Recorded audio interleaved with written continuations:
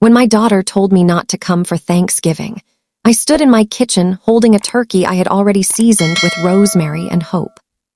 The house was quiet. The turkey was cold on the counter. My hands were still. My heart felt heavy in a way that had no sound. Before I go on, I want to welcome you as if you were sitting at my table with a warm cup of tea. Smash that like button right now. Subscribe to this channel and drop a comment telling me where you're watching from. Thank you for being here with me. Now, let me tell you what happened. I did not shout. I did not beg. I donated the turkey. And then I bought the house next door. If that sounds strange, I understand. It sounded strange to me too, even as I was doing it. But in that moment, all I could hear was the hum of the refrigerator and the echo of my daughter's voice. It felt like the whole world had taken one careful step back. I stared at the bird and thought about the years my hands had fed the people I love. I thought about my girl when she was little, standing on a chair to stir batter with a wooden spoon. I thought about all the ways I tried to help, and all the times help came out too strong. I felt small in my own kitchen, like a guest at my own table. My first thought was to call her and explain myself. My second thought was to cry.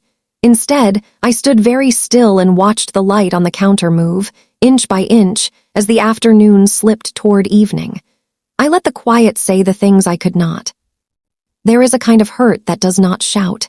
It sits. It breathes. It waits until the heart can carry it. I was holding that kind of hurt, and I did not want to make it heavier. So I wrapped the turkey. I stepped out into the cold air and felt it wake me up. I drove with the windows clear and the road steady under my wheels, not toward my daughter's house, but to a place where warm food meets open hands. The world felt wide and tender in that small act. This is not a story about payback. This is a story about learning how to love from the right distance. I live in a small house with a quiet kitchen and a kettle that sings when it is ready. The windows let in soft light in the morning, and in the late afternoon the sun slides across the counter like a slow hand. I am a widow. My husband has been gone for a few years now. I still set out 2 mugs sometimes, before I remember I only need one. I fill my days with simple things. I cook, I sweep, I water the plants by the sink. I walk around the block and wave to neighbors.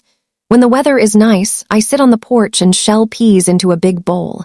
It keeps my hands busy, and that helps my heart. My love language is food. I make soup when someone has a cold. I bake bread when I miss someone. I send casseroles with foil lids and a note that says heat at 350 until bubbly. I like to help. Sometimes I overdo it because my hands move faster than my mind. It is how I say, I love you, and it is also how I try to push away worry. My daughter Lily is my only child. When I think of her, I can still see the girl who stood on a chair to reach the mixing bowl, her hair falling in her eyes, her tongue stuck out in focus as she stirred. Now she is a mother herself, 2 little ones, a full-time job, a home she and her husband are building day by day. She is strong and careful, like someone walking across a stream on flat stones, one steady step at a time. Lily told me she wanted to host Thanksgiving this year, her first time. She said it with a spark in her voice and a little worry too. She wanted it to be hers, her menu, her table, her way. I smiled and said, "Of course, honey," and I meant it. Still, a quiet part of me felt my hands reach for a dish towel, as if there were a spill to wipe that wasn't there. Aaron is my son-in-law. He is steady like a good chair, never wobbling. He has a kind face and calm eyes. He listens before he speaks. He is the kind of man who looks at Lily when she is tired and can tell, and he takes the children outside so she can rest. I like that about him. He tries to protect her peace. He tries to make room for her to breathe. The children are light in small bodies. Maya is 7 and full of questions like a pocket full of marbles. She asks where cinnamon comes from and why turkeys have that hangy red thing on their necks. She likes to draw, and she likes to read the same book again and again. Ben is 4 and still mostly lives in his hands. He reaches for my apron when I come through the door. He likes to help stir, even if the bowl is empty. Our routine has always been simple. On Fridays, I make extra dinner and bring some over. On Sundays, we have a big family meal at my house or theirs. There are crayons on the table and little socks on the stairs. We talk about school and the funny things Ben says with his small words. We do not make big plans. We make small days and they add up. Past Thanksgivings were always at my house. It was a tradition that grew like a vine, year after year. I would wake up early and put the turkey in the oven before the sun was up. Cinnamon rolls would be ready when the kids tumbled in, sleepy and excited. The house would smell like cinnamon and sage, the kind of smell that follows you into your sweater with warm hands. I have a photo of Lily as a child, standing on a chair with a big spoon in her hand, flour on her cheek, eyes bright, her small fingers resting on the edge of the bowl like it was a secret she was guarding. That picture sits on my kitchen shelf, and each year I looked at it as I made the pies. My breath always caught for a moment, a soft little ache that was not sad, just full. We have traditions and small rules. The wishbone dries on the window and is pulled the next day for good luck. The first piece of pumpkin pie is always for Lily, because when she was little that was the only dessert she would eat. The kids get to set the napkins and fold them into shapes only they understand. It is comfort. It is history. It is our family holding itself steady. When Lily told me she wanted to host this year, I heard the pride in her voice. I also heard the tightness. Hosting is a lot to carry, even with kind hands around you. I wanted to make it easy. That is my habit. My heart reached out and my hands followed. I said, "Do you want my roaster? It fits a big bird." I said, "I can do the turkey just in case." I said, "I have pans and extra foil and the good gravy ladle." Lily said, "Mom, I want to try it." She said it softly with a smile I could hear. I said, "Of course," and I meant to stop there, but I did not. I started sending grocery tips. I found sales on sweet potatoes and sent links. I wrote long messages with 3 different ways to keep the turkey moist. I did it at night when I couldn't sleep. It felt like tucking her in from far away. There is a pattern I am learning to see now. A small pattern but steady. I try to help, and I help a little too hard. It is like adding salt to soup, 1 pinch too many. It looks like love, and it is love, but it can make the dish heavy. It can make the person at the table feel like she is not the cook anymore, only a guest. Last year on Lily's birthday, she baked her own cake. It was a simple chocolate cake with a thin frosting. She was proud of it. When I came over, I saw the frosting starting to sag a little on one side. I reached for a spatula without thinking. I smoothed it out. I added sprinkles. I fixed the candles so they were straight. Everyone cheered when we sang. Lily smiled, but then she went quiet. Later, she hugged me and said, "Thank you for making it pretty." Her voice had a small crack in it, like a door not closing all the way.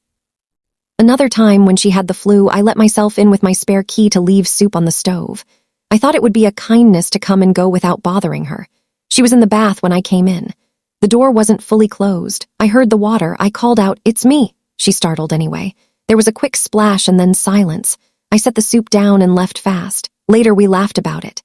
"I looked like a sea otter," she said, and I said, "I will knock next time." We both smiled, but I saw her eyes change that day. A small change. A note in a song that did not fit. I kept that spare key on my ring. I told myself it was for emergencies only, but my idea of emergency was wide.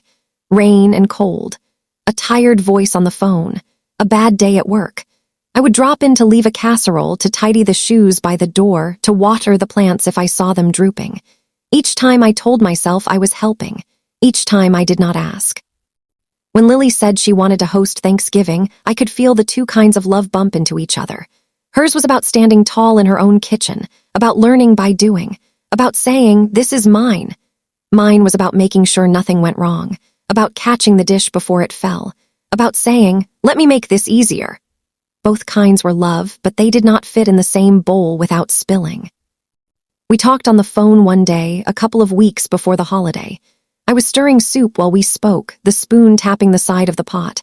I asked if she had gotten the good sage yet, the kind that is soft and green. She said, "Mom, I have a plan. I think I'm okay." I said, "Good, good." And then I sent her a list anyway after we hung up. I offered pans. I offered to pick up the turkey. I said I had a roast pan with high sides that keep the drippings from splashing. I told her about the cooling rack trick that keeps the skin crisp. "Just in case," I said again and again, like a little bell. I meant well. I always mean well. Meaning well is not always the same as doing well. I am learning that now. Aaron would sometimes answer my texts when Lily was busy. He would write, "Thank you, Mom," and then, "We've got it handled." Once he added, "We appreciate you."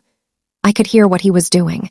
He was building a soft fence around their time, not a wall, a fence with a gate. He was protecting Lily's focus. He was trying to keep the voices simple in her head so the day would not feel too heavy. When I visited one afternoon to drop off a bag of cranberries I found on sale, I stood in their kitchen and felt a little out of place. The counters were clear. The grocery list was on the fridge in Lily's handwriting. The kids were drawing at the table. Aaron was cutting up carrots for dinner. The house felt like a body that knew how to move. My body wanted to reach for the spice rack and rearrange it. I clasped my hands instead. Maya asked me, "Grandma, what is sage?" I held a leaf to her nose. "Smell," I said. "It smells like a warm blanket." She laughed and said it smelled like the pantry. Ben pressed his hands to my legs and looked up at me with his wide eyes. "Turkey," he said, as if the word tasted good. I kissed the top of his head. I went home with my empty bag and a full mind. On my own fridge, I pinned a little menu plan I wrote for Lily. I did not send it. I stood there with the magnet in my hand and told myself, let her try it, let her own it. I made tea and sat in the quiet and tried to trust her wings even though I am used to being the branch. A few days later, Lily and I talked again. She sounded more confident. She had chosen her recipes. She had made a timeline. My heart swelled with pride. Then I said, "What time should I come over to get the oven going?" There was a small pause. "Mom," she said gently, "please don't come early. I think I need the morning to myself." It was a small ask. It was also a big one. I told myself I heard her. I told myself I would stay in my lane. That night, I found a picture online of a beautiful golden turkey and sent it to her with a heart. She replied with a smile. I put my phone down and stood at the sink for a long time, hands in warm water, letting the day rinse off me like flour dust. The next morning, I woke up thinking about lists and timers. My mind is like that. It loves to plan. It loves to get ahead of trouble. I went to the store for paper towels and came home with cranberries and extra foil and a new baster, just in case. I placed them in a neat stack by my door and told myself it was only for me. If I am honest, there were many small moments like this. Moments where I could have paused and chosen silence. Moments where I could have folded my hands and waited to be asked. I am not used to waiting. I am used to showing up. But loving an adult child is not the same as loving a small child. The shape of love changes. I am still learning the new shape. Sometimes at night, I look at that old photo of Lily on the kitchen shelf, her small hand reaching into the bowl, her eyes trusting me to guide her. Now she is the one guiding. She is the one with little hands reaching up to her. I want to meet her where she is, not where she was. I whisper, "I'm trying," to the quiet room. I think the room whispers back, "Keep going." The week stretched toward Thanksgiving like a slow ribbon. Each day had its own weight. I cooked for neighbors. I took a pan of lasagna to a friend who had just moved. I wrote out recipe cards because writing calms me. I set aside my good pie plates and told myself they would be for another time. I did not know then how the air would change. I did not know how my heart would be asked to bend. All I knew was this: my daughter wanted to host. She wanted it to be hers. And I wanted to help without holding too tight. Two kinds of love, side by side, trying not to bump. The planning started with a little group chat Lily made on her phone. She named it Thanksgiving Plan with a little leaf emoji. It made me smile. It was me, Lily, and Aaron. The first message came from Lily. "Simple menu this year," she wrote. "Turkey, mashed potatoes, green beans, rolls, gravy, one pie." I read it and felt a familiar itch in my fingers, like a song starting. I typed, "Sounds lovely." Then I added a second message with a list. "What about cranberry orange relish, sweet potato casserole with pecans, and a cornbread stuffing just in case anyone wants a second stuffing?" I pressed send before I thought. The dots on the screen bounced. My heart bounced with them. I told myself I was being helpful. I told myself it was just ideas. Lily answered with a little smile face. "I was thinking very simple," she wrote. "I don't want to be overwhelmed." I looked at the word overwhelmed and felt my own chest tighten. I tried to steady it. I wrote back, "Of course, honey, I'm here for whatever you need." But then another thought slid through my mind, and I called her instead of typing because my fingers were already ahead of me.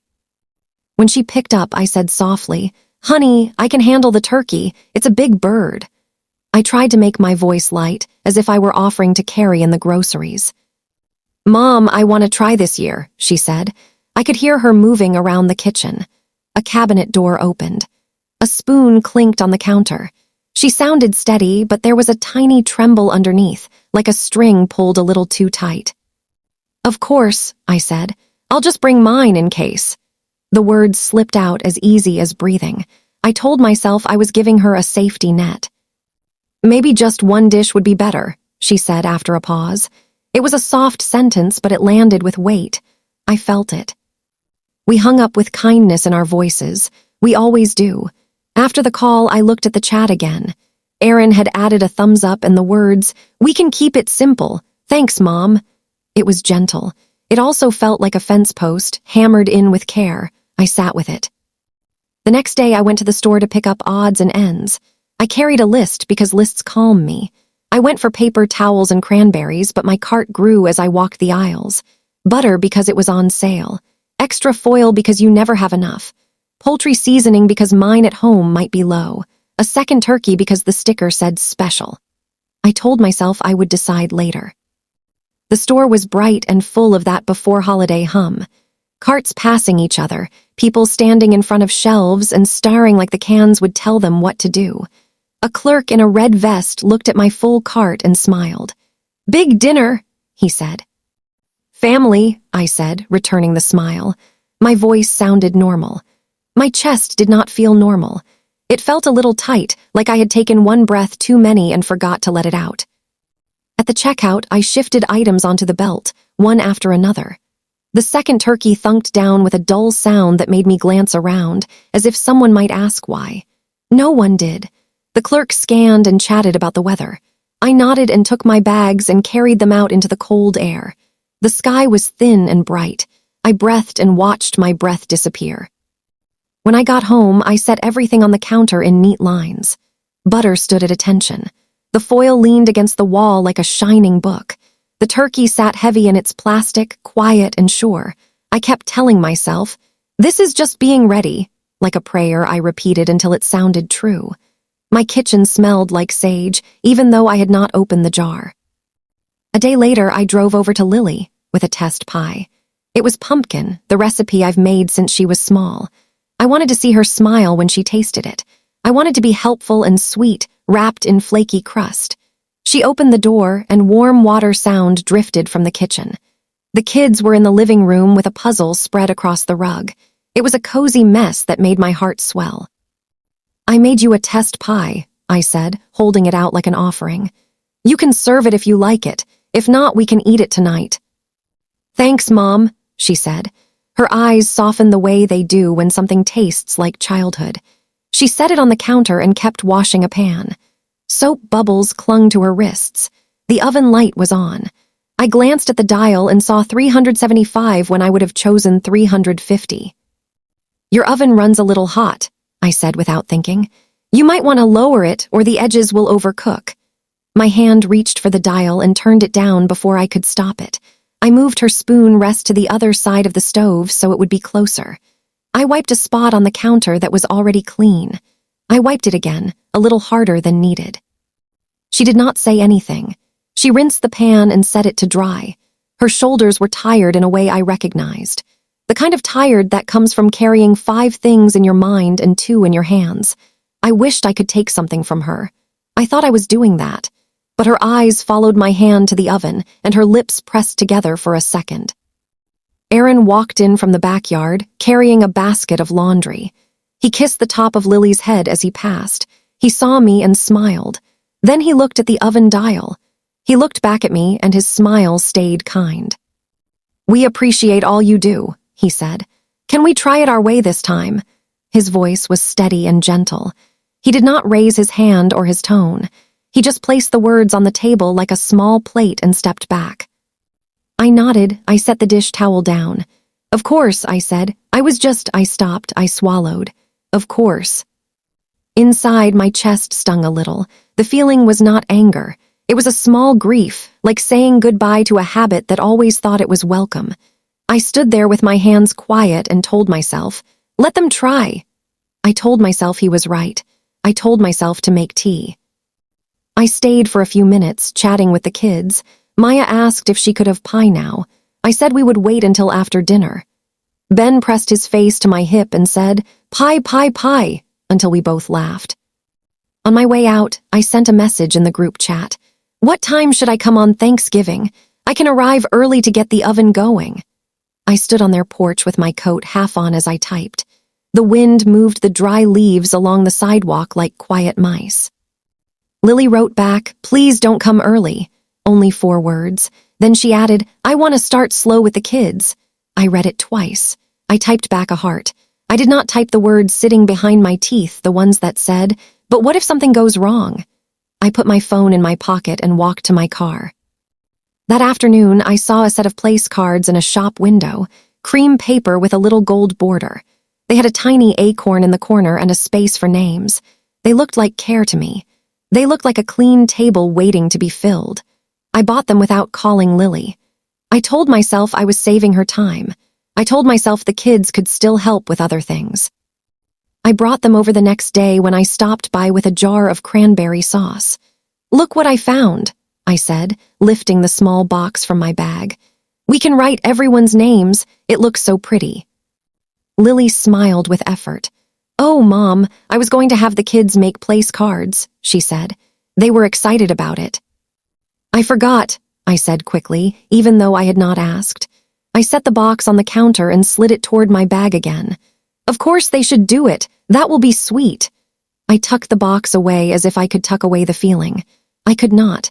It sat with me like a quiet child in the backseat all the way home. That night, Lily called me. Her voice sounded thin, like a thread pulled through fabric. "Mom, I'm overwhelmed," she said.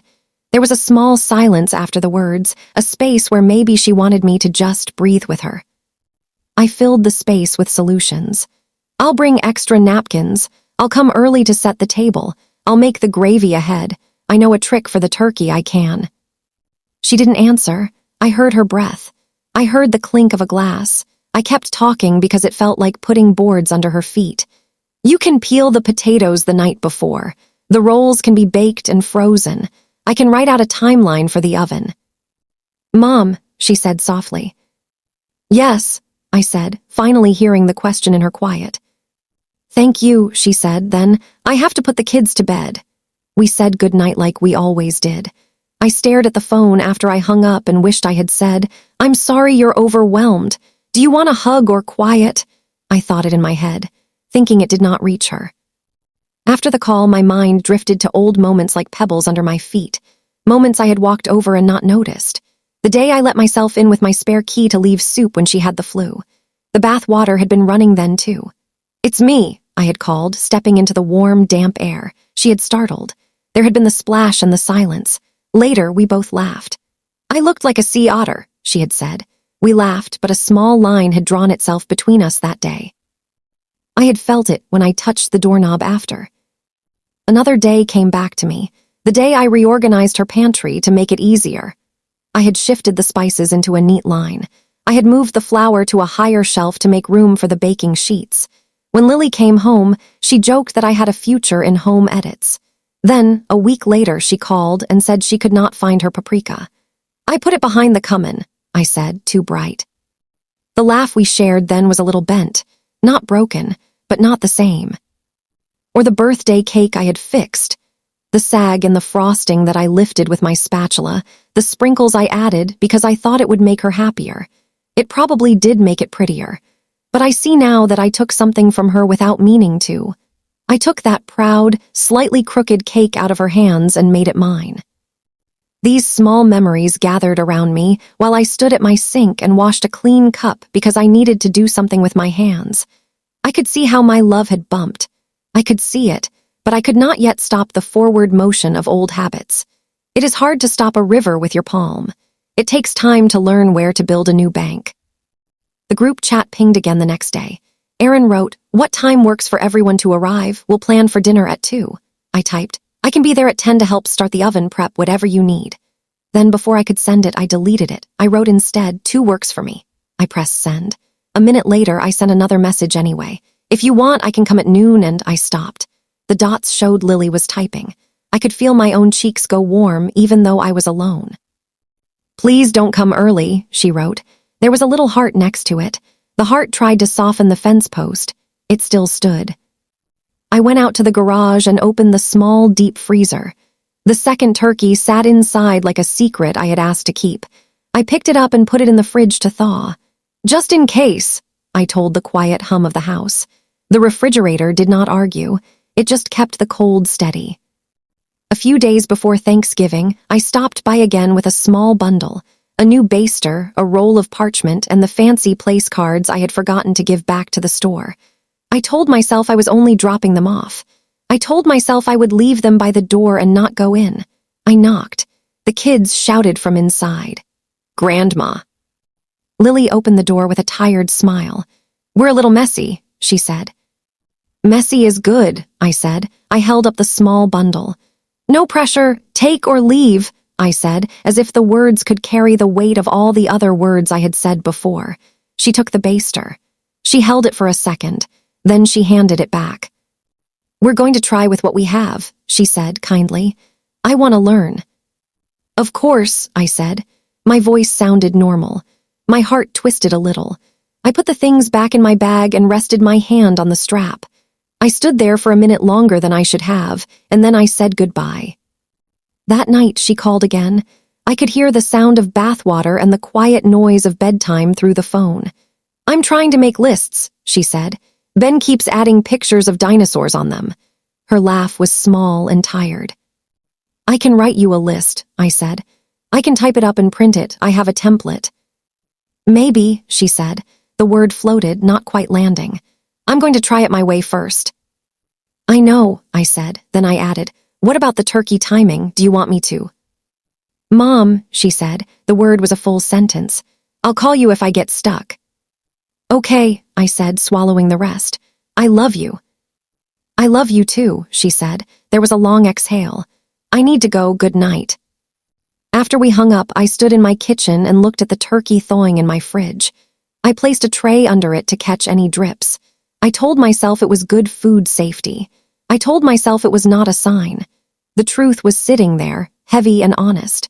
I had bought the bird because I could not lay down my habit. I could not go into a holiday with empty hands. The next morning, Lily texted, "Could everyone arrive at 2, please?" Aaron added, "We'll have snacks out at noon for the kids, but the kitchen will be closed until then." He put a smile face after closed. It was a joke, but it also was not. My fingers hovered over the keys. I typed, "I can help prep in the garage if the kitchen is full." I deleted it. I typed, "Sounds good." I left it at that. I tried to read. I tried to watch a show. I tried to sweep the floor even though it was already clean. My mind kept spinning toward gravy and roasting times. I opened the fridge and touched the turkey. It was cold and firm under the plastic. I took out herbs from the drawer. Rosemary, thyme, a handful of sage. The scent lifted up and softened the air. I set the herbs on the counter and stood still for a long time. I thought about calling someone else, a friend, a sister. I thought about asking, "Am I doing too much?" I didn't call. I did not want to hear the answer. I wanted the quiet to tell me I was still useful. The quiet did not know how to lie to me. It said nothing. It waited. The next day I went back to the store for milk. I came home with milk and heavy cream and a pie crust just in case mine tore. I bought extra chicken stock for gravy. I bought a small bouquet of mums because they looked like November. At the register, the same clerk from before said, "Back again." His voice was cheerful. I smiled and said, "I forgot the milk." He said, "Happens to the best of us." I wondered who counted as the best of us while our arms held more than we needed. In the afternoon, I set up a small space on my counter. I laid out a cutting board. I took out my good salt. I zested an orange because I like the way zest wakes up the room. I reached for the turkey. My hands knew the steps by heart. It is easy to move in a pattern you have danced for years. I whispered to the air, "This is just a backup." I whispered, "I will not bring it unless asked." I whispered, "It would be worse for them to run into trouble and not have a bird." The whispers stacked like a small wall between my intention and the promise I was circling and not keeping. I patted the turkey dry. I slid butter under the skin. I tucked herbs into the soft spaces. I worked slowly, almost prayerfully, as if gentleness could make it right. I seasoned it with salt and pepper, a little smoked paprika because I like the warmth it brings. I held the bird steady and tied the legs with twine. My hands were calm. My heart was not. I placed the turkey on a rack in a pan and covered it loosely with foil. I marked it with a note that said, "Back up." I put it in the fridge and closed the door with care, as if a loud sound might make the promise break loud enough to hear. I stood there a long moment, my hand on the handle, the cold from inside touching my skin. Later that evening, Lily called. "Final check," she said. "I want to make sure we're on the same page." Her voice was careful and strong, like someone walking a narrow path and hoping the person behind her will place their feet in the same spots. "Of course," I said. I set my tea down. I stood by the window and looked at the porch light across the street. "Mom, I need you to promise you won't bring extra food," she said. The words were clear. There was no cushion this time, only the trust she was asking me to hold. "I promise," I said. The word came out before I knew if I could keep it. It sat between us like a coin placed in a palm. "Please don't come early," she said.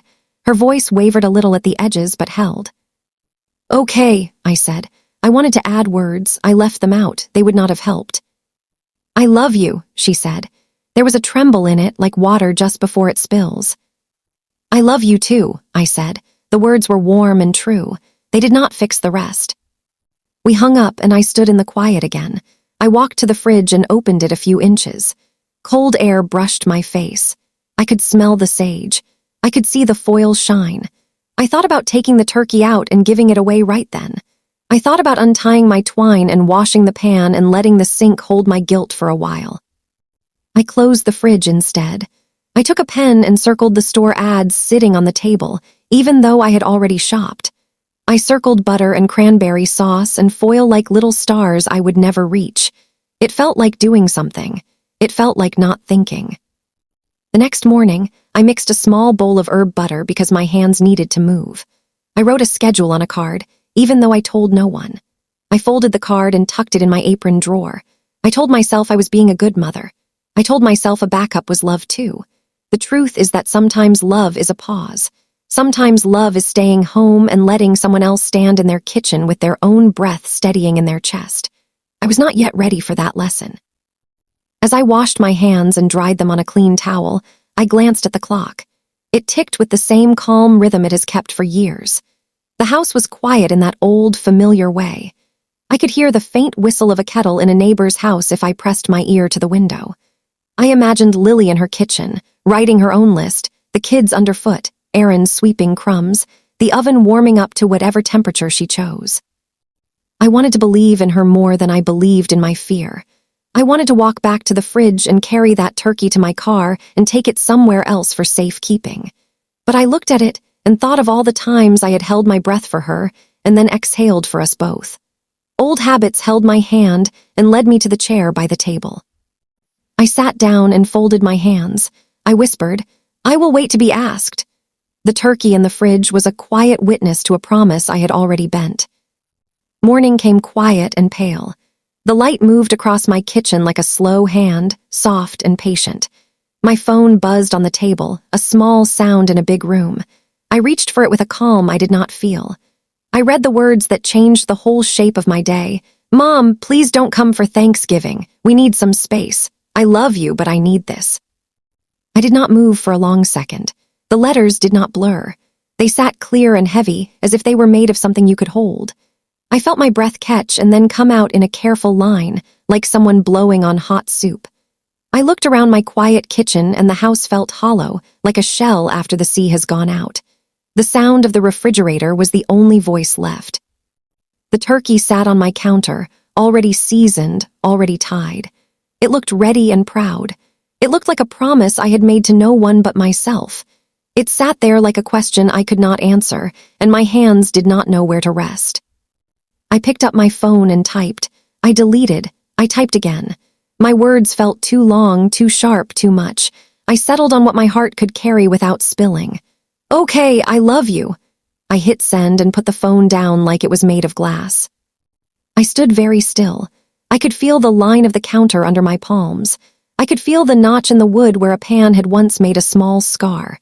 I could feel my own heart knocking, not fast, just steady and strong, as if reminding me I was still here. My eyes went back to the turkey as if it might speak.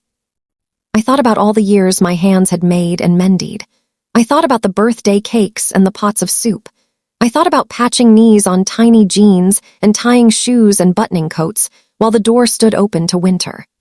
My hands had always known what to do. Now they rested on the counter and waited for instructions I did not have. "I don't know what to do with you," I whispered to the bird. It was a strange thing to say to a turkey, but it was the truest sentence in the room. I felt a small smile tug at my mouth and then fade. The air smelled like sage and orange zest and something tender underneath, like hope that had not found a place to sit. I looked at the clock. I looked at the door. I looked at the cooling rack and the clean towels and the pan that waited.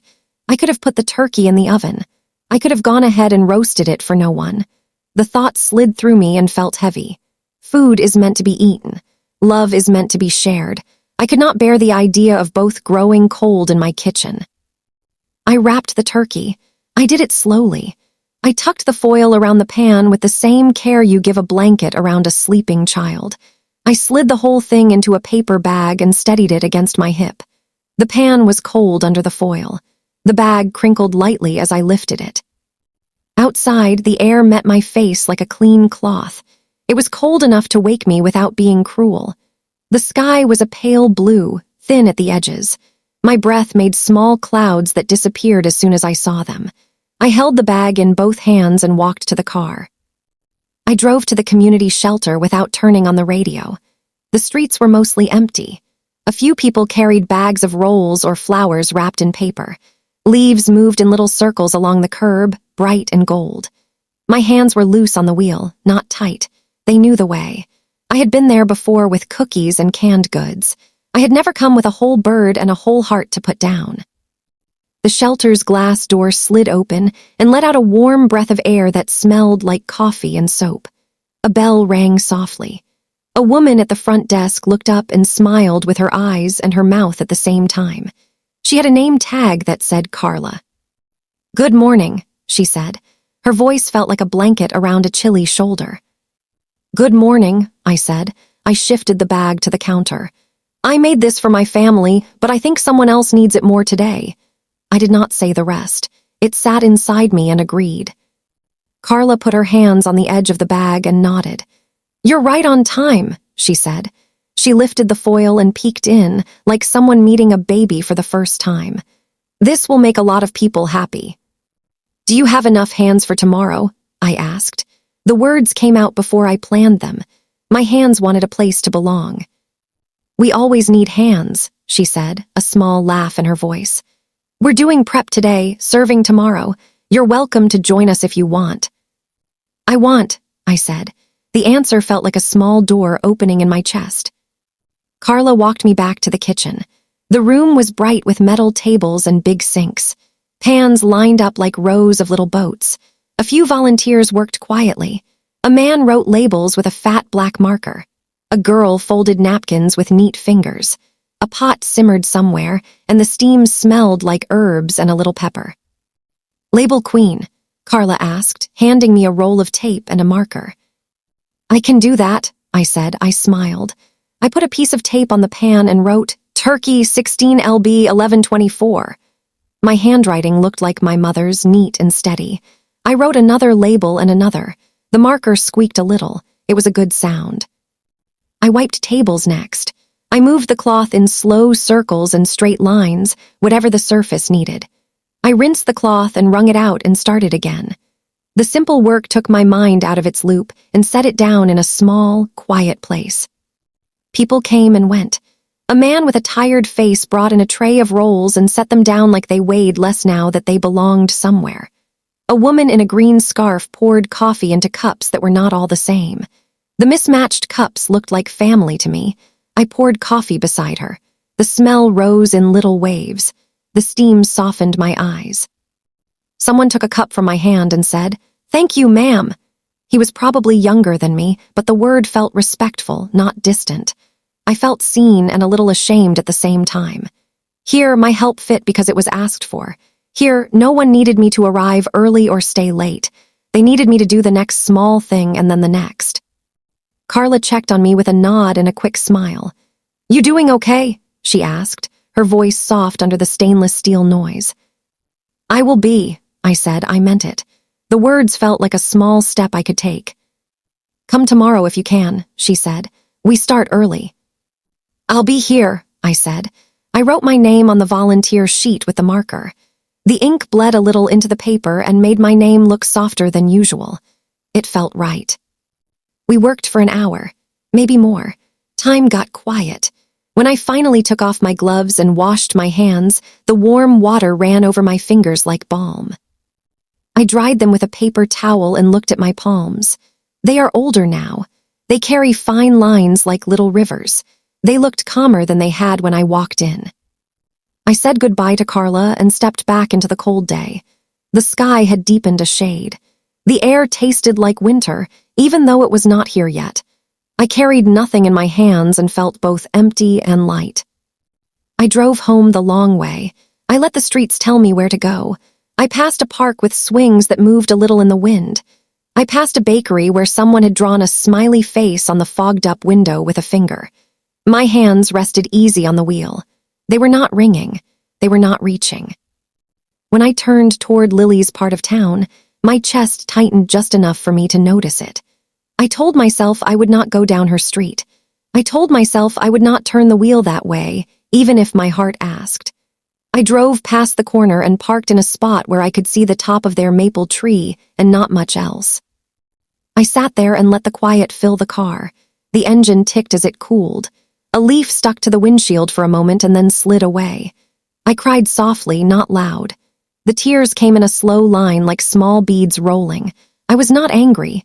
I was tired of pushing, tired of misreading, tired of my own good intentions getting in the way. I wiped my face with my sleeve and laughed a little at myself because my sleeve was not the good choice. It left a wet smear. I used a tissue then. I sat a bit longer. I breathed in and out and tried to open my hands on my lap. I tried to let go of the story I was holding so tightly that it could not breathe. When I pulled back onto the street, I saw it. A small sign stuck in the yard next to Lily's house. It was white with a red border and a phone number. For sale. Mrs. Ruiz's place. The house with the blue shutters and the little metal birds on the fence. She had moved last month to live with her daughter across town. I had brought her muffins the week she left. The blue shutters looked like comfort. The small front porch had a chair with a cushion still on it. I could see the outline where a mat had been. I could see the bare spot in the flower bed where her geraniums used to be. The house looked ready and a little lonely. A thought moved through me like a soft wind. What if love could be close but gentle? What if I could be near without stepping in? It did not feel like a plan. It felt like a question I wanted to learn how to answer. I drove around the block and parked where I could see the sign again without feeling like I was watching. I wrote down the phone number on a grocery receipt with a pen that lived in my car. My hand shook a little as I wrote, not with fear, exactly, with the sense that I was standing at the start of a new path and I did not know where it went. At home, I made tea. I held the warm cup in both hands and looked out the window at nothing in particular. The number sat on the table like a small stone. I picked up my phone and dialed before I could overthink the shape of this idea. "Northridge Realty, this is Jenna," a bright voice said. "Hello, Jenna," I said. "I'm calling about the house on Maple with the blue shutters. Is it still available?" "It is," she said. Papers rustled on her end. "Do you want to see it?" "Yes," I said. I heard my own voice and almost did not recognize how certain it was. "If you have time today." "I can meet you in an hour," she said. "Does that work?" "It does," I said. "Thank you." I hung up and went to my bedroom. I changed my sweater. I brushed my hair. I was not trying to impress anyone. I was trying to feel steady in my own skin. I put on my coat and picked up my keys and then put them down and then picked them up again. I looked around my house like it might ask me a question. It was quiet. I said, "I will be back soon," to no one and everyone. When I pulled up to Mrs. Ruiz's house, Jenna was already there. She stood on the porch with a folder and a smile that reached her eyes. She was maybe 30 with a neat scarf and good boots. She shook my hand. Her hand was warm. "Ready?" she asked. "I think so," I said. My voice wobbled. She opened the door and we stepped inside. The house smelled like lemon cleaner, and underneath, something soft like old quilts. It smelled like care. The living room was small and neat. The light came in through the front window and fell in a square on the floor. The carpet had a faint path in it where feet had walked for years. It felt like a place that knew how to hold a life. We walked into the kitchen. The sink was porcelain and deep. The window above it looked out toward the fence line that touched Lily's yard on the far side. I could see the corner of their maple tree. I could see a piece of their swing set. My stomach tightened and then relaxed. I told myself, "You will not be watching, you will be waiting." Jenna opened cabinets and spoke about square footage and new wiring. I nodded when I should. My mind was in two places at once. One was in this small kitchen, imagining a bowl and a spoon and the sound of a kettle. The other was in the space between this house and the house next door, a space that could be respectful if I made it so. The bedrooms were simple. One had floral wallpaper with tiny roses that looked like they had been watching for years and would not be offended to be painted. The closet smelled a little like cedar. A narrow window let in a strip of mild winter light. I could see where a bed had been. The rectangle on the carpet was lighter there, like a memory that had slipped off the walls but still lived in the floor. We moved down the hall to a small back room that looked out over the yard. The fence was chain link, not tall. I could see clearly into the space where Lily's kids kicked a ball in chalked hopscotch squares. I looked and then I looked away. I said inside my head, "You will ask before you cross. You will not step over." In the living room again, I stood near the front window and placed my hand on the sill. The paint was clean and cool. I pictured a small table here by this window, a friendly lamp with a soft shade, a little bowl where I would drop my keys.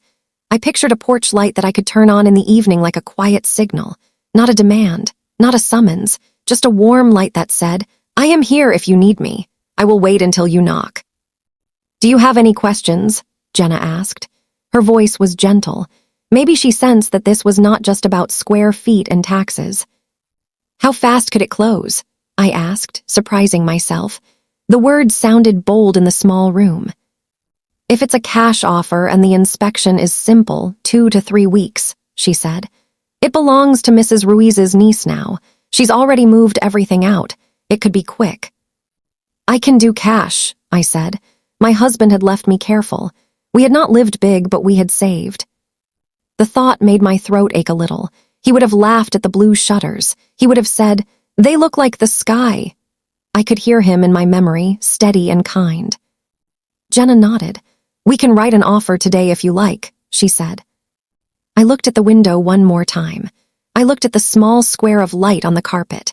I looked at the kitchen doorway and saw, in my mind, the backhand forth of a small, gentle life that minded its own business and opened the door only when invited. My heart beat in a slow, even line. I felt the tremble in my hands begin before I said, "Yes, let's do it." We sat at the kitchen counter with the folder open. Jenna explained each paper with calm words: offer amount, inspection, closing date. I nodded. I asked a few simple questions. I did not ask the biggest one out loud. Am I doing the right thing? The answer would not come from numbers or dates. It would come from how I lived in the choice. When she slid the last page toward me, I picked up the pen. I watched my hand as if it belonged to someone else. It did not. It belonged to me. It belonged to all the years that came before and the ones I hoped might come after, quieter and kinder. I signed the papers with trembling hands. The pen left a dark line that spelled my name. My name looked both strong and small. The tremble did not go away when I put the pen down. It moved into the space where courage and fear meet. I sat with it. "We'll submit this today," Jenna said. "I'll call you as soon as I hear back." "Thank you," I said. The words were simple and true. We walked out onto the porch. The air felt colder than before. I stood at the top of the steps and looked at the house next door without staring. I could see their front door. I could see the wreath Lily had hung with the kids, leaves made of paper. I could see a little scooter lying on its side in the yard like a dog waiting. I felt love like a full cup. I told myself not to spill it. I should have asked Lily first, I said out loud, mostly to the air. The admission sat between my ribs like a small, honest stone. Jenna looked at me, kind eyes curious, not pushing. "Is she your daughter?" she asked. "She is," I said. "I'm trying to learn how to love her right." Jenna nodded. "That's good work," she said. She meant it. "I will make it right," I said, more to myself than to her. "I will tell her. I will keep my distance until she asks." Jenna squeezed my arm lightly. "You have a good plan," she said. She walked to her car and waved. I stayed on the porch a minute more. I listened to the quiet, which was not really quiet. A dog barked far away. A truck shifted gears. A wind chime somewhere made a small sound like a spoon on a glass. I put my hand on the porch post and felt the cool paint. Then I walked to my car and drove home. At home, I took off my coat and hung it on the hook by the door. The house met me with the same steady hum. I made a simple dinner I hardly tasted. I washed the plate and put it in the rack to dry. I wiped the counter even though it was clean. Some habits do not know what to do with empty time. I looked at my phone and thought about texting Lily. I typed, "I love you." I added a heart and then took the heart away. I left it plain. I sent it. She did not reply right away. That was okay. She had said she needed space. Space feels big when you are the one holding it open. I set my alarm for early the next morning. I planned to go back to the shelter to help with serving. I set out a sweater and a pair of comfortable shoes. I placed a small notebook in my bag, not for lists, for a few words, if I needed to give my feelings a quiet place to sit while my hands worked. Before bed, I went to the fridge and opened it without remembering why. The space where the turkey had sat was empty. The cold air touched my face. The shelf looked clean and simple. I stood there and felt a small ache and a small relief. Both can live in the same house. I thought about my husband as I turned off the lights. He had a way of sitting with me in silence when I wanted to fill the space with plans. "Let it breathe," he would say when dough puffed under a towel. "Let it breathe," he would say when a hurt was fresh. I heard his voice in the dark like a gentle hand on my back. In bed, I lay on my side and listened to the familiar creaks and sighs of the house settling. I pictured the blue shutters next door to Lily's place. I pictured a porch light turning on at dusk and off at bedtime. Not a signal flare, not a claim, just a light that says, "I am here, I will wait." I also pictured Lily's face when I would tell her. The surprise, maybe the fear. I pictured myself saying, "I will not come over unless you ask. I will not use a key. I will learn how to be near and quiet." The picture scared me and calmed me, both at once. I fell asleep with that plan under my pillow, like a child with a tooth waiting for a coin. In the morning, I would go where my hands were asked to be. In a few days, I would tell my daughter the truth. Between now and then, I would practice breathing and not reaching. It is a strange thing to buy a house as a promise. It is stranger still to sign your name with the hope that you will keep yourself from crossing a nearby threshold. But love is strange sometimes. It asks for slow work. It asks for stillness. It asks for new shapes we do not know yet. The night thinned. Morning would come again. I would take my quiet to the shelter and pour coffee and serve turkey I had not cooked, and I would count that as grace. I would pass by my daughter's street and not turn in. I would hold my hands open and trust the space between us to teach me how to stand. Thanksgiving morning came quiet and clean. The air had a silver edge to it, the kind that wakes you up without a sound. I drove to the shelter with my hands steady on the wheel. The parking lot was already half full. I took a breath and went inside. The kitchen was warm and bright. Steam rose from big pots in soft curls. Someone had set out pies in a long row, and the smell of cinnamon and nutmeg made the room feel like a safe place.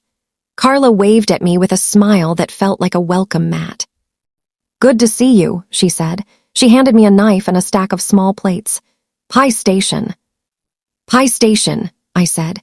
The word felt like a small anchor I could hold. I slid my knife through the first pumpkin pie.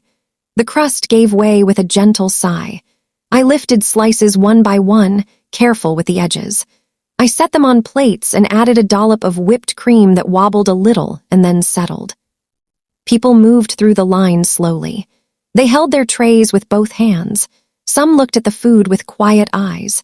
Some smiled and said Happy Thanksgiving as if the words were fragile.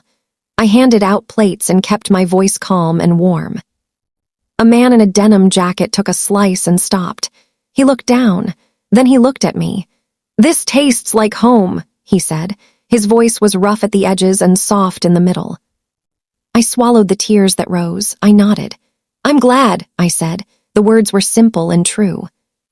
When the line slowed, I poured coffee. The cups were a mix of paper and ceramic. The steam rose and made little rivers in the air. I held each cup steady and tried to hold myself steady too. This was a place where help had a job.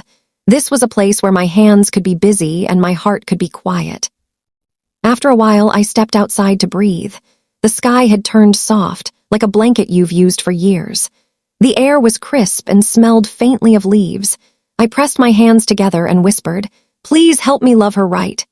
The words left my mouth in a small cloud and disappeared. I stood for another minute and watched a bird hop on the edge of a puddle. It dipped its head and flew away. I went back inside and sliced another pie. The day moved forward in simple steps. I wiped tables. I washed a few pans. I listened to small stories from people who wanted to be heard without being fixed. The work made a calm road for my mind to walk. When we were done, Carla squeezed my arm and said, "See you again." I said yes. The days after Thanksgiving were full and empty at once. I waited for Jenna's call like you wait for water to boil. I kept moving. I made my bed. I took a walk. I drank tea and breathed. The call came 2 days later. "Offer accepted," Jenna said, her voice bright. "We can do inspection on Tuesday." My heart beat in that careful way again, strong and slow. I said thank you and wrote it on the calendar with a pen that didn't shake much. The inspection went fine. The house was old but tended. A few small repairs, nothing that scared me. We set the closing date for 2 weeks later. In between, I folded and refolded the same dish towels because my hands needed something to touch. At night, I practiced the words I would say to my daughter. They did not always line up right in my mouth. Closing day came on a gray morning. I signed the papers in a quiet office with a plant in the corner. My name looked steady on the line. When it was done, Jenna slid the keys across the table. They clinked against each other like small bells. I drove to the little house with the blue shutters. I unlocked the door and stepped inside. The quiet wrapped around me like a new coat. It felt a little stiff and a little comforting. I put the keys in the bowl I had brought with me, the same one that used to hold my husband's change. It sounded like continuity when the keys landed. I moved in quietly. I did not bring much: a small table, 2 chairs, my kettle and a few mugs, my favorite pan. I put up soft curtains that let the light in but gave the room a gentle feeling. I hung a wind chime on the back porch that barely sings. It makes a low, kind sound when the air moves, like a whisper, not a call. I stood in each room and placed my hand on the wall. "Be a calm house," I said in my head. "Be a place that waits." I set a lamp by the front window and turned it on in the evening. It made a soft circle of light that did not try to reach anyone's eyes. I did not knock on Lily's door. I did not walk across the small strip of grass. I sat at my small table and wrote a text. "I moved next door to be near you and the kids. I promise I will wait to be invited. I love you." I read it 3 times. I pressed send. Then I put the phone down and sat very still. For a while, nothing happened. The house hummed in its new way. A car door closed somewhere. A child laughed. My phone stayed quiet. I made tea and held the cup with both hands. I told myself that stillness was part of my promise. Later, my phone buzzed. "Mom, next door," the message read. I stared at the little dots as they pulsed, as if they were breathing. Another text came. "I need time." "Take all the time you need," I wrote back. I placed the phone face down on the table. I let the quiet come back and sit with me. That week, I learned how to live close and not cross. I woke up early and watched the sky light up through my curtains. I made toast and ate it without crumbs on the couch because I did not want this new couch to carry my old habits.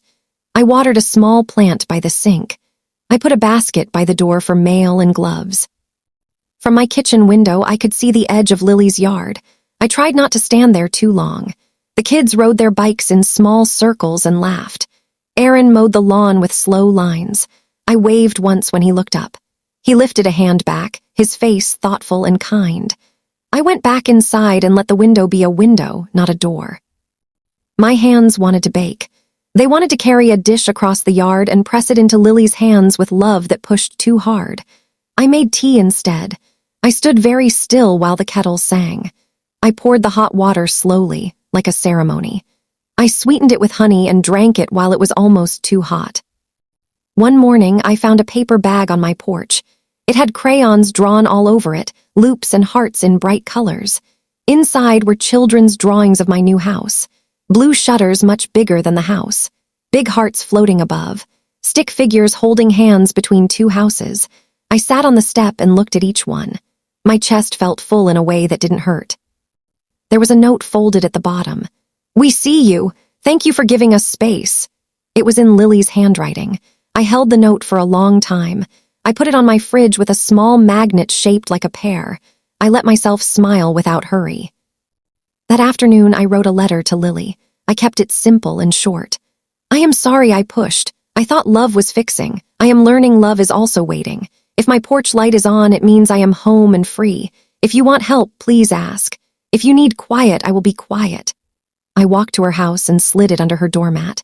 Then I walked back the long way, even though it was only a few steps. The next day, I heard a soft knock on my door. Not urgent, not loud, just 3 gentle taps. I opened it and found Lily standing there with a bowl in her hands. Steam rose from it in a small, hopeful swirl. "Can you taste this?" she asked. Her eyes were open and careful. "I can," I said. I stepped aside and kept my body small. I moved to the counter and set out a spoon. I did not reach for a towel. I did not reach for the stove. I waited. She handed me the bowl. The soup smelled like chicken and thyme. I took a small sip. I let it sit on my tongue. I looked at her, not at the pot. "Is it too salty?" she asked. "Do you want my thoughts?" I said. I felt the old habit rise and then pause. "Yes," she said. There was a tiny smile at the edge of her mouth. "Maybe a little lemon," I said. "Just a little." I made my fingers show the space of a little. She laughed. It was the light laugh I remembered from years when we stood side by side at a counter and her hair fell into her eyes. "I thought so," she said. The laugh loosened something in the air between us. We stood there for a minute with nothing pressing on us. She looked around my small kitchen. "It's nice," she said. "It feels like you." "Thank you," I said. I did not explain the wind chime. I did not explain the curtains. She could feel what she needed to feel. Over the next days, we talked about keys and doors and how to do this without scraping our hearts. We sat at my table and placed the spare key between us. It looked like a little piece of metal that had carried too much meaning. "I have your spare," I said. "I shouldn't, I will give it back." She nodded. "Thank you," she said. I placed it in her palm and closed her fingers around it like a small ceremony. We made a simple rule. We called it our 2-text rule. Ask, wait, then come if invited. If one of us needed help, we would send a text. The other would answer when they could. If the answer was yes, the door would be open. If the answer was not now, the door would stay closed and the love would still be there. We agreed to Sundays for family time. We agreed that holidays would be by invitation only. No more just in case offerings without a clear yes. We said it out loud so the air would hold us honest. I listened more. I spoke less. I kept my promises one small day at a time. Lily asked if I could watch the kids on a Thursday afternoon. She had a dentist appointment and a client call. I said yes and asked, "Do you want them at your house or mine?" She said, "Yours," and the word felt like a gift. Maya sat at my table and drew a picture of a turkey wearing a tiny hat. Ben lined up my measuring spoons and made them into a train. We read the same book twice. We had apple slices and cheese. When the clock said it was time, I put on their shoes and zipped their coats. I walked them home and pressed the doorbell once. I did not step in. Lily opened the door with a thankful face. I kissed the tops of their heads and went back to my quiet kitchen. One week, Lily got sick. She texted, "I have a fever." My hands moved toward the pantry. I paused. I made a simple soup. I put it in a jar with a note that said, "It's here if you want it." I left it on her porch and rang the bell once. I walked back to my side.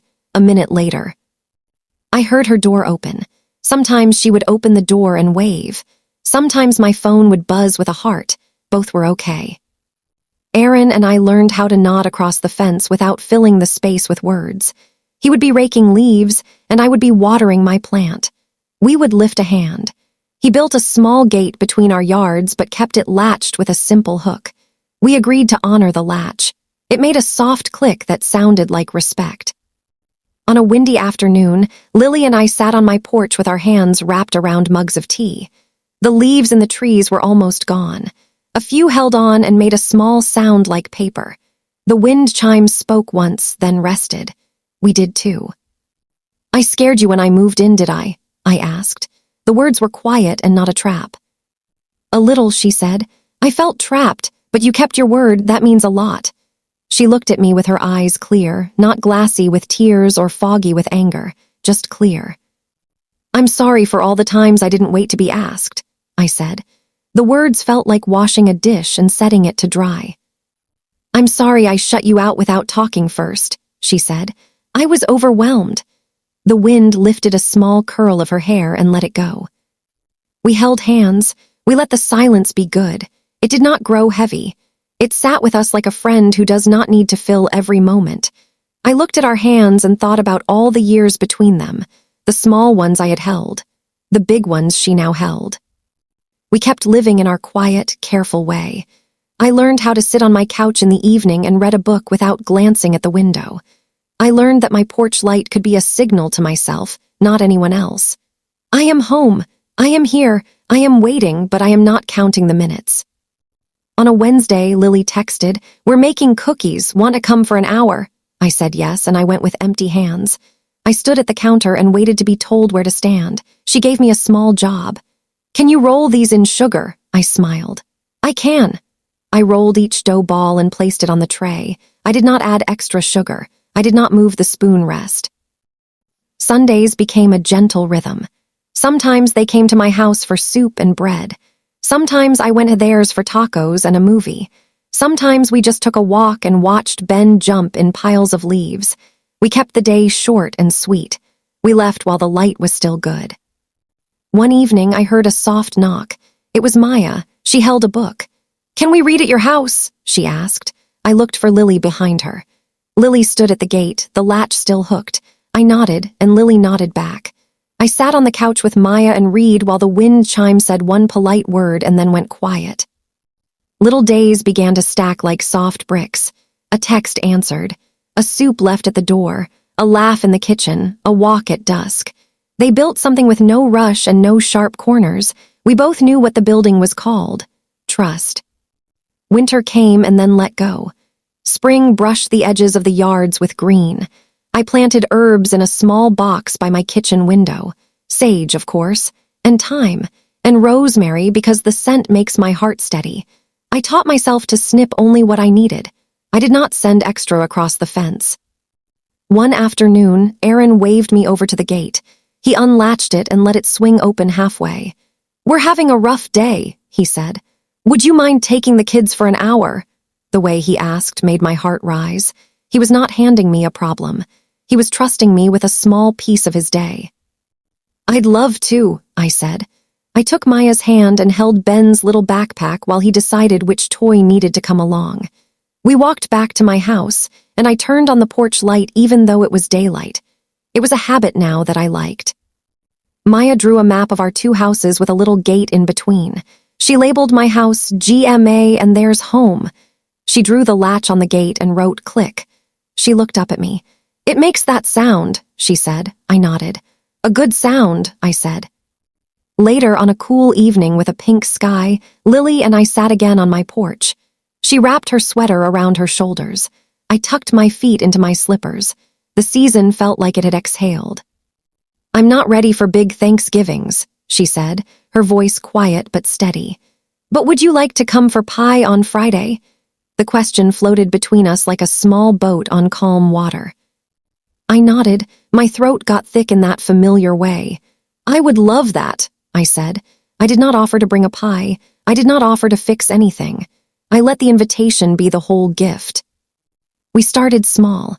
On Friday, I walked over at the time she gave me. I rang the bell once and waited. She opened the door and smiled. The kids shouted, "Grandma!" and ran down the hall and back like their joy had a loop. We ate pie at the table with a few crumbs and 2 napkins that didn't match. It was perfect. After pie, I stood up and said, "Thank you for having me." I hugged the kids and squeezed Lily's hand. I walked home under a sky that was already holding stars. I turned on my porch light with one simple click.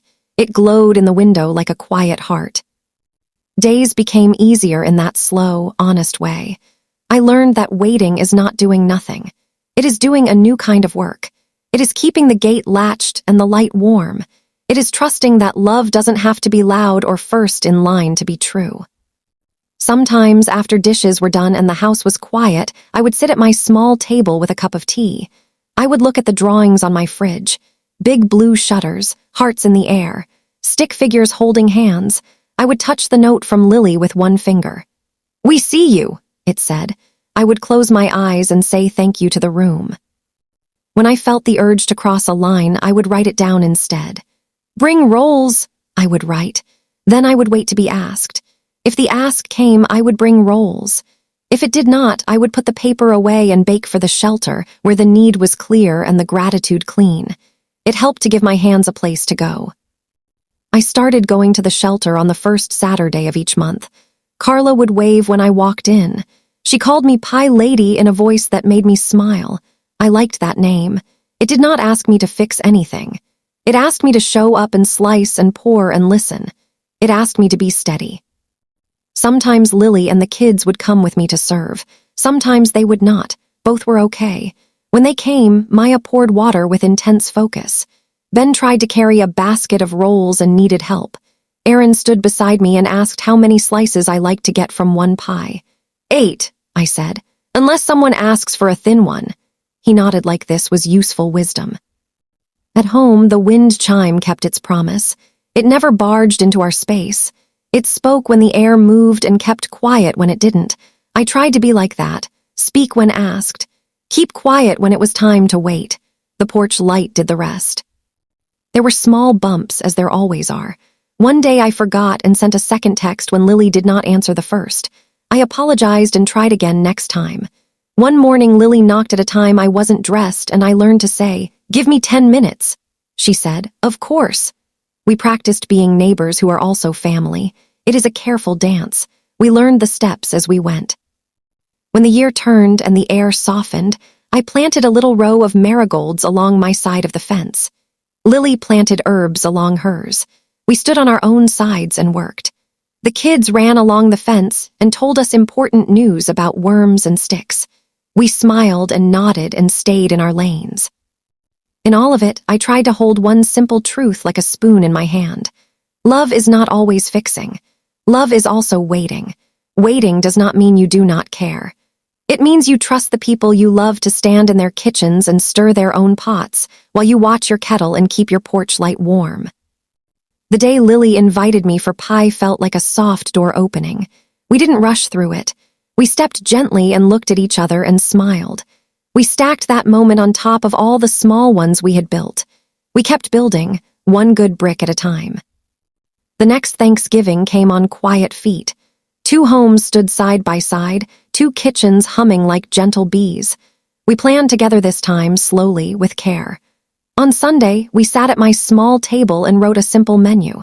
We left spaces on the paper for rest and joy. In the morning, we drove to the shelter with a turkey in a foil pan. The air was cold and bright. Maya carried the pan with both hands, her face very serious. Ben held the napkins like treasure, one arm wrapped around them.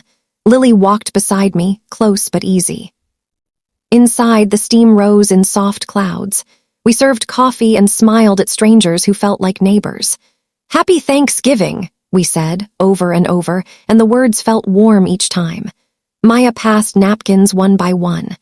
Ben stood by the door and said, "You're welcome," to anyone who looked his way. A woman took her cup and said, "Bless you," and I nodded, but I did not try to hold more than my share of the blessing. Lily poured coffee beside me. Our shoulders touched and settled. We were doing the same small thing, side by side, with no one rushing to fix the other. We stepped outside for a breath. The sky was soft and high like a fresh sheet. I looked at Lily and then at the road that led back to our two houses. I whispered, "Thank you," to the quiet day, and in my heart I added, "Please help me keep loving her right." She squeezed my hand once, and we went back in to finish the work. We ate our family meal at Lily's house, just as she asked. I brought one dish I had been asked to bring, nothing more. I arrived on time, not early. I set my coat on the chair, washed my hands, and waited for directions. "Stand here," she said, smiling. "Here is perfect," I said. I zested a little lemon when she asked. I stirred the gravy when she pointed to the spoon. I did not move the spoon rest. We laughed at Ben's jokes that didn't have punchlines. We took pictures by the window where the light was kind. The kids showed me their drawings on the fridge, two houses, a little gate, and a porch light that glowed like a small sun. When we carried plates to the table, Aaron opened the back door and let in the soft afternoon air. In the yard stood the small gate he had built between our homes. It was simple and lovely, painted a quiet color that matched the fence. It opened both ways, but it latched. We honored the latch. Click. The sound was respect, plain and sweet. After dinner, we stood at the sink together. Water ran warm over our hands. "These hands always wanted to help," I said, mostly to myself. Lily looked at me and smiled. "And they do," she said. I dried a plate and set it down. "These hands can rest until they're needed," I added, and it felt true. When the light began to fade, I put on my coat and hugged the kids. I thanked Lily and Aaron for dinner. I walked home under a sky that was getting ready for stars. I turned on my porch light. It glowed softly in the window, a promise and not a request. If my porch light is on, I'm here. If yours is off, I will wait. I thought buying the house next door would fix everything. It didn't. What fixed us was listening, patience, and the gentle, brave work of waiting. We learned a new rhythm. We learned that a good gate can hold closeness without crowding. We learned that love does not have to arrive early to be on time. The turkey changed its meaning for me. It used to be control, wrapped in good intentions. Now it is a gift we carry together, first to the shelter, then to our table. It is a tradition of giving before feasting, of remembering that warm food and open hands belong to more than one kitchen. The porch light changed its meaning too. It is not a signal to cross without asking. It is a warm glow that says, "I am here." Some nights, Lily's light is on and mine is off. Some nights, both are on and we still stay home. We honor the latch. We honor the yes and the not yet. Love is not louder when it is closer. Love is truer when it is kinder. Sometimes the best help is a warm porch light and a heart that knows how to wait. Sometimes the bravest thing is to keep your hands still until they are asked to move. On this new Thanksgiving, with two houses side by side and two kitchens humming, I felt the quiet joy of a lesson that settled all the way. The wind chime made a soft sound and then rested. I stood in my doorway and watched the light fall across the little gate. I breathed in, I breathed out, and I let love be the right distance, warm and near, with room enough to grow.